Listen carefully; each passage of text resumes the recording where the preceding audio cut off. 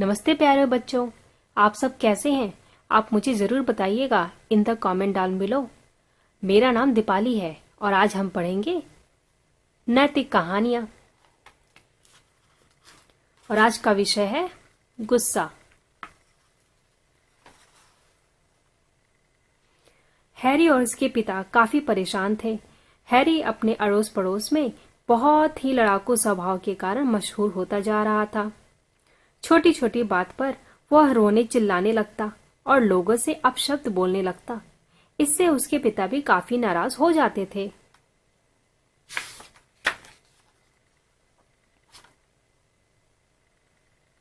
उसके पिता यह भी जानते थे कि अगर वो हैरी से उसके गुस्से के बारे में बात करेंगे तो वह और भी ज्यादा गुस्सा हो जाएगा।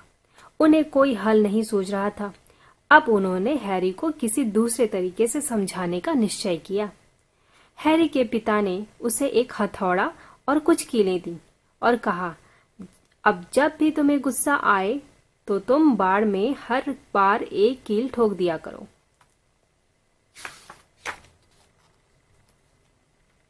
हैरी के पिता ने उसे एक हथौड़ा और कुछ कीलें दी और कहा, अब जब भी तुम्हें गुस्सा आए तो तुम बाड़ में हर एक कील ठोक दिया करो।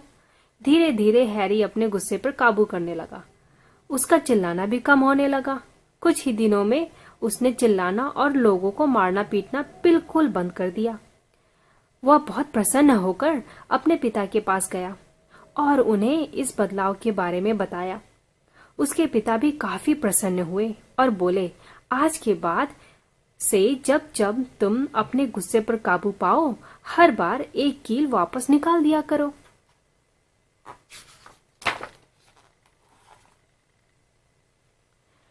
हैरी ने फिर से अपने पिता की बात मानना शुरू कर दिया।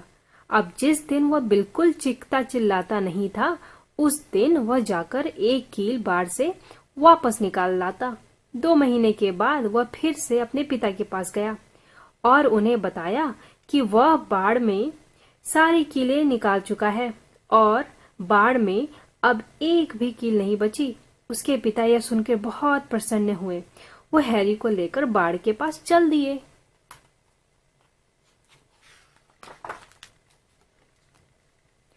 बाड़ के पास पहुंचकर हैरी के पिता बोले, बेटे, क्या इस बाड़ में कुछ अंतर दिख रहा है? हैरी कुछ देर बाड़ को देखता रहा। वह समझ नहीं पा रहा था कि उसके पिता क्या कहना चाह रहे हैं। तब उसके पिता बोले, जिन जिन जगहों पर तुमने कीलें ठोकी थीं, वहां देखो, वहां पर बाड़ में छेद बन चुके हैं।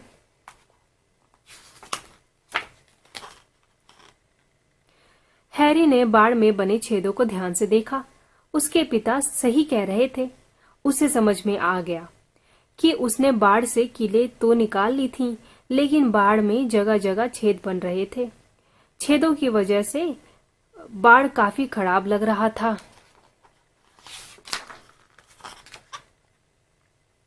देखो मेरे बच्चे, हैरी के पिता आगे बोले, यह तुम्हारे गुस्से और दूसरे का अपमान करने की तरह ही होता है। जब तुम्हें अपनी गलती का एहसास होता है तब तुम क्षमा मांग लेते हो, लेकिन नुकसान तो हो चुका होता है ना। सारी चीजें तो तुम ठीक नहीं कर सकते, इसलिए यही अच्छा है कि लोगों के दुख पहुंचाया ही ना जाए। हैरी ने पिता की बात मान ली। उस दिन उसे बहुत महत्वपूर्ण सबक सीखा।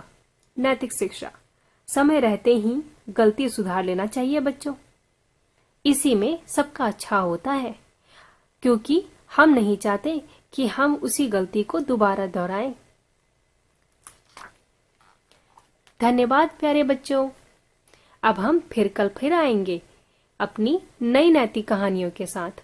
आप अपने माता पिता की बातें ध्यान से सुना करें और उन्हें समझा भी करें। नमस्कार, फिर मिलेंगे। Bye. Subscribe to my channel and hit the like button. Bye.